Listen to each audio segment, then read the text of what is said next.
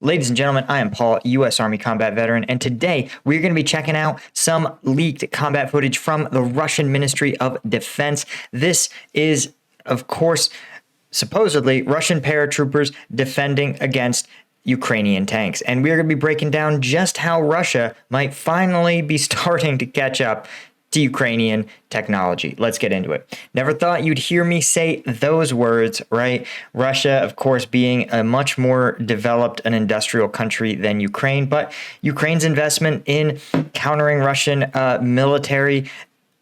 the Russian military has paid huge dividends for them throughout this war. They were just more prepared to fight Russia in the way that they knew Russia was going to fight them. But maybe Russia's catching up, right? This is a video that comes to us from the Russian Ministry of Defense. And don't worry, YouTube censors, I have checked. This doesn't show any of the things that you demonetize me for. That said, guys, of course, if you're fans of this content, you know YouTube has been cracking down a lot on it. So if you want to support the channel and see uncensored combat video breakdowns, those are on the Patreon. Link, as always, is in the description. So what are we looking at here? Well, what this is, first off, it comes to us, you can see in the top corner from the Russian Ministry of Defense, taken and reposted by The Sun, who is frankly just really good at compiling these videos. What we have here is this is a Ukrainian tank column or armored column advancing. It includes tanks and it appears to include infantry fighting vehicles or APCs, armored personnel carriers.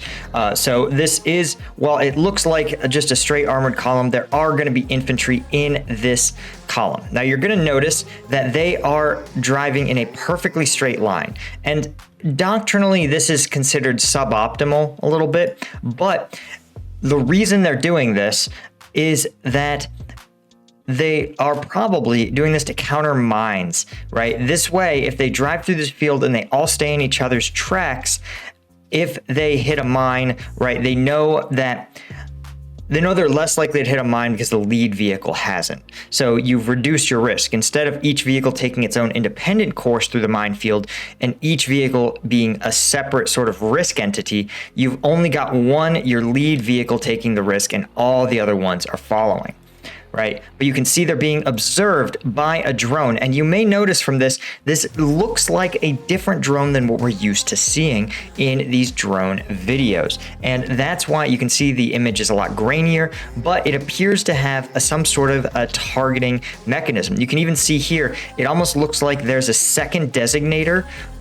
There's a center point for the camera, and then there's another designator that looks like it's almost seeking out a target, maybe a heat signature.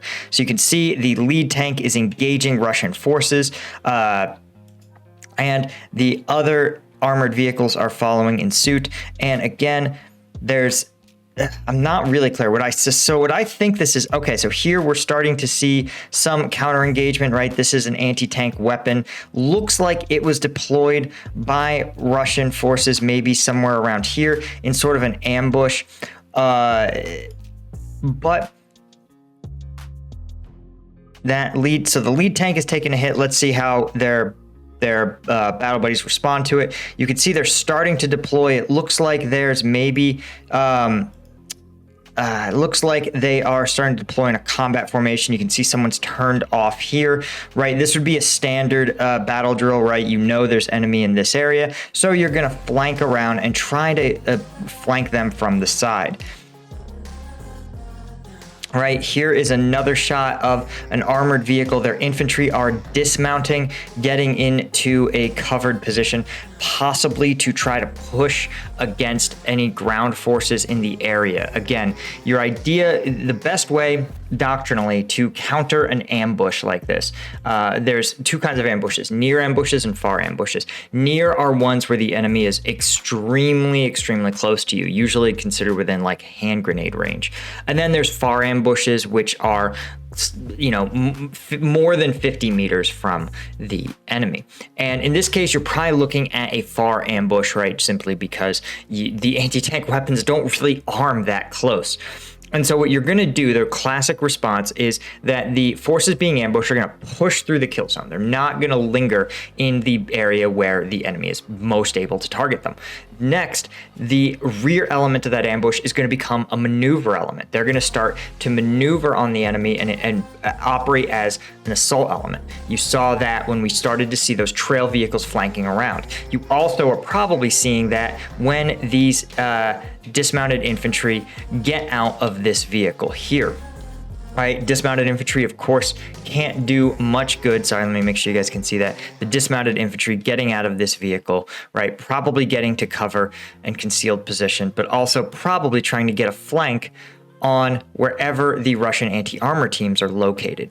But that's the idea, is that the lead element becomes a support by fire once they push out of the position. The trail element flanks around and turns what was supposed to be an advantageous enemy ambush into a attack, what we consider a battle drill 1 or a squad or platoon attack.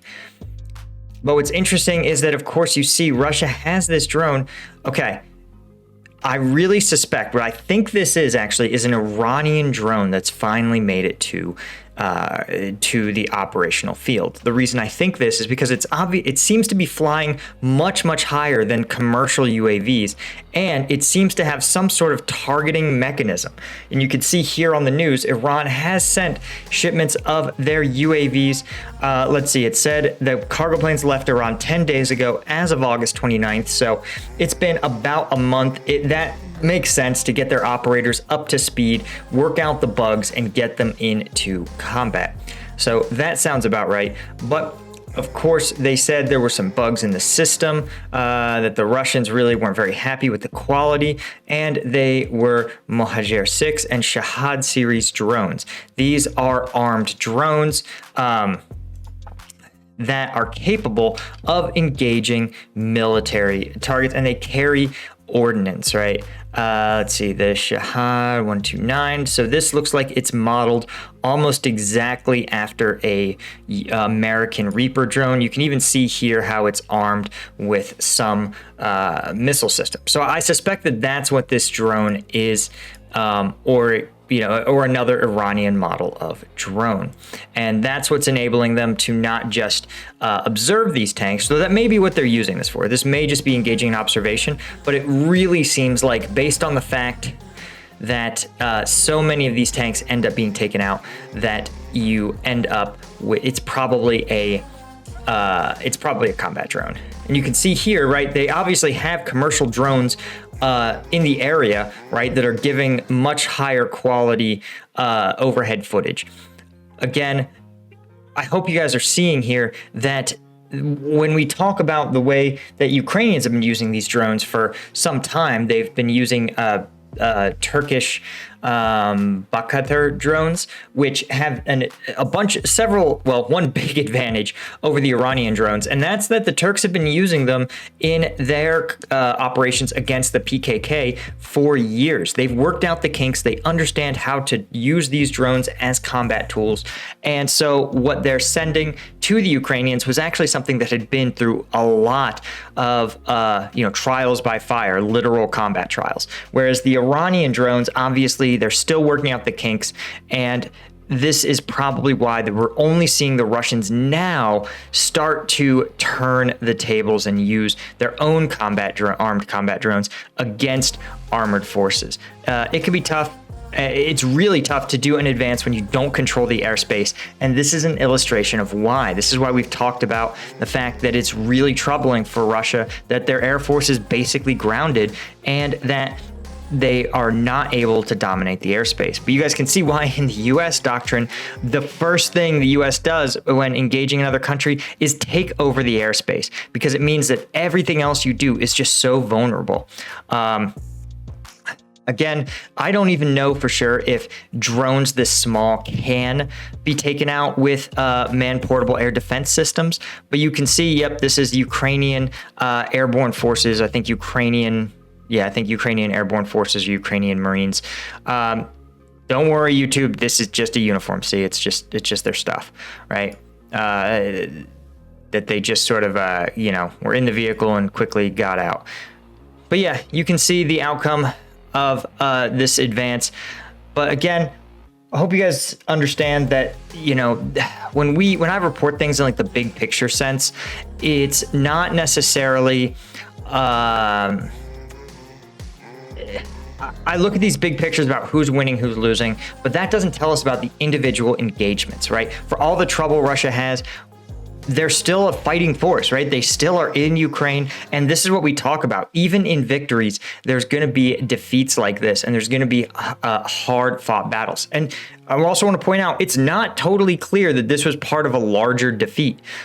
This could have been a feint operation. This could have simply been one prong of an attack that was ground down harder than necessary, right? It could have been an expected, it could have even been just to, the whole point of the mission could have been to pin Russian forces in place. And but these things, when we talk about things in the meta sense, we have to remember that these are real people, real operations. Anyway, guys, thank you so much for joining me. As always, of course, if you want access to the uncensored combat videos, you want to join the Patreon, check it out. Link is in the description. Thanks to my Lieutenant tier patrons. I'll catch you guys in the next one.